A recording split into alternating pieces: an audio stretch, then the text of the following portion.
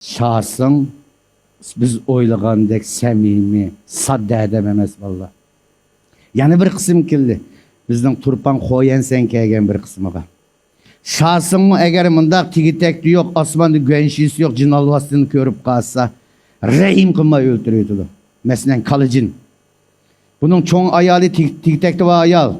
Tömür yelbüküşlük melike. Sunukunun kinosta valla.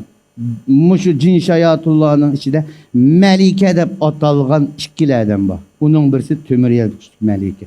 Keşen Gungcu dedi. Kağallak, her kançı çıraylık olsun, her kançı kimden tutuk kızı olsun ya ki güvenşisi olsun, melike dep atalmaydı. Demek kala alvasının ayali tekti var edim. Lekin kala alvası kanda kılıdı bir tokulu var. Tülkicin. Tülkicinin o kamerga verip yetip alıdı çoğun kutunun yine var. Çoğun kutun yaşı çoğun oldu da çıray sağadı. Ma yaşta.